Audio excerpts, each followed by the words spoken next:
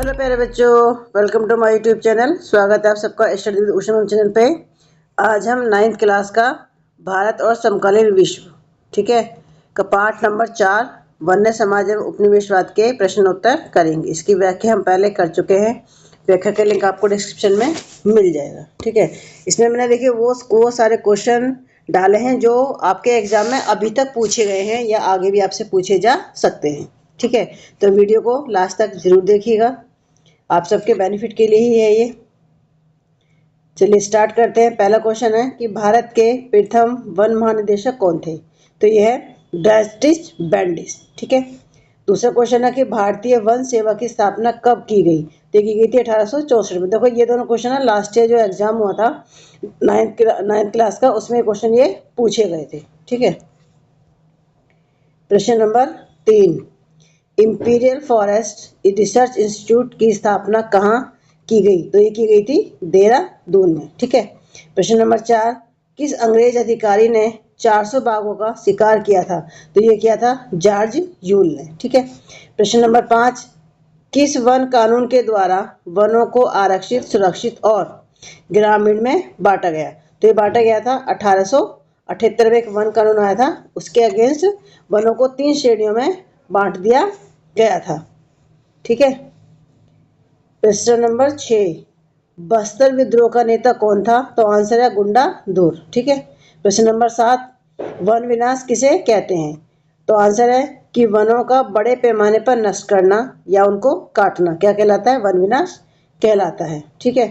प्रश्न नंबर 8, वैज्ञानिक वानिकी किसे कहते हैं? तो आंसर है कि वन लगाने की एक ऐसी पद्धति जिसमें प्राकृतिक वनों को साफ कर उसके स्थान पर कतारबद्ध तरीके से एक ही प्रजाति के पेड़ लगाए जाते हैं, तो इसको वैज्ञानिक वानिकी कहते हैं। यानी कि देखिए जो नेचुरल तरीके से जो पेड़ थे उन सबको काट के और उनको एक पंक्ति में, ठीक है, उनको एक रो में लगा देना, एक पंक्ति में लगा देना, तो वो क्या कहलाता है? आपका वैज्ञानिक वानिकी कहलाता है, ठीक है। प्रश्न नंबर 9, झूम खेती पर प्रतिबंध का क्या प्रभाव पड़ा? तो आंसर है औपनिवेशिक अधिकारियों ने झूम खेती को हानिकारक माना क्योंकि इससे व्यावसायिक लकड़ी की वानिकी में बाधा आती थी और आग लगने का खतरा रहता था। उन्होंने इस पर प्रतिबंध लगा दिया जिससे कई झूम किसानों की आजीविका छिन गई और वे अपने घरों से विस्थापित हो गए, ठीक है। लेकिन जो औपनिवेशिक अधिकारी थे वो झूम खेती को हानिकारक मानते थे। क्यों? क्योंकि इससे जो वो लकड़ी की जो वानिकी होती थी ना, उसमें करने में उनको बाधा आ रही थी, ठीक है, और उनको लगता था कि इससे आग लग जाएगी, यानी कि आग लगने का खतरा रहता था और इसलिए उन्होंने इस पर पूर्ण प्रतिबंध लगा दिया। तो इससे क्या होगा कि जो वहाँ के जो किसान थे उनकी जो रोजी रोटी थी वो छिन गई और वे लोग अपने घरों से दूसरी जगह चले गए, ठीक। प्रश्न नंबर 10,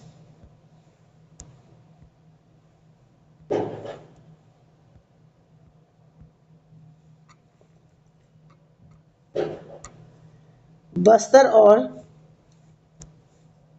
जावा के वन प्रबंधन में क्या समानताएं थी? तो आंसर है कि दोनों जगह सरकारों का उद्देश्य अपनी जरूरतों के लिए लकड़ी प्राप्त करना था। देखिए चाहे वो बस्तर हो या जावा हो, ठीक है, वहाँ की उनका काम था कि सरकार को अपने उद्देश्य की पूर्ति करनी है, ठीक है। और उन्होंने वन उत्पादों के व्यापार पर एकाधिकार स्थापित किया और लकड़ी के दोहन के लिए नियम बनाए जिससे स्थानीय लोगों पर बुरा असर पड़ा, ठीक है। प्रश्न नंबर 11, वन कानूनों से स्थानीय समुदाय को कैसे नुकसान हुआ? आंसर है कि वन कानूनों ने हिरण और छोटे जानवरों के शिकार पर प्रतिबंध लगा दिया जिससे वनवासी भोजन और आजीविका से वंचित हो गए। बागान मालिकों ने सस्ते श्रम के लिए आदिवासियों को फंसाया जिससे उनके जीवन में कठिनाइयां आईं, ठीक है। प्रश्न नंबर 12, युद्धों से जंगल क्यों प्रभावित होते हैं? तो आंसर है कि 2 युद्धों का जंगल पर बड़ा प्रभाव था। ब्रिटेन की युद्धकालीन जरूरतों को पूरा करने के लिए अधिक पेड़ काटे गए। जावा में इस क्षेत्र के जापानी कब्जे से ठीक पहले डच ने पृथ्वी की झुलसी नीति का पालन किया। उन्होंने आरी को नष्ट कर दिया और विशालकाय ठीक लकड़ी के लट्ठों के विशाल ढेरों को जला दिया। जापानियों ने वनों का दोहन जारी रखा। उन्होंने वन ग्रामीणों को वनों को काटने के लिए मजबूर किया। कई ग्रामीणों के लिए यह खेती के क्षेत्र का विस्तार करने का एक अवसर था। ठीक है, प्रश्न नंबर 13, बस्तर के लोगों ने विद्रोह को क्यों किया? ठीक है, यानी कि बस्तर के लोगों ने विद्रोह क्यों किया? तो आंसर है कि बस्तर के लोगों ने निम्न कारणों से विद्रोह किया। पहला है कि वनों से लकड़ी का न मिलना। ठीक, दूसरा वन उत्पादों से वंचित होना। तीसरा स्थानीय विभागों में घुमंतू खेती से वंचित हो गए। और चौथा है कि अंग्रेजों द्वारा लगाए गए कर और बेगार में नौकरी से तंग आ गए। ठीक है, देखिए जहाँ भी विद्रोह होगा, ठीक है, जो विद्रोह का लोग विरोध तो करेंगे ही करेंगे। क्यों किया था?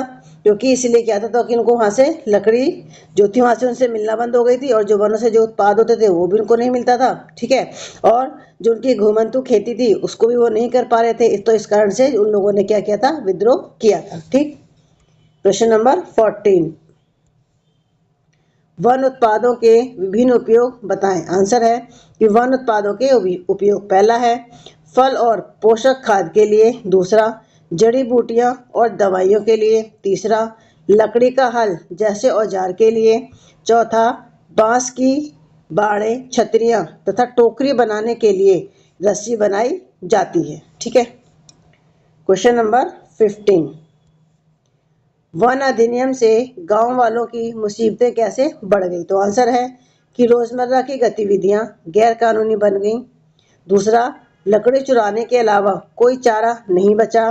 तीसरा पकड़े जाने पर रक्षकों की दया और घूस।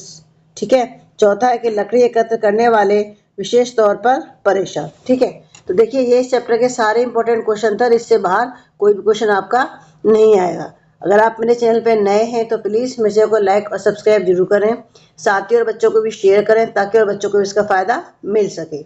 आज की वीडियो बस इतना ही, मिलते हैं आपसे नेक्स्ट वीडियो में। Thank you.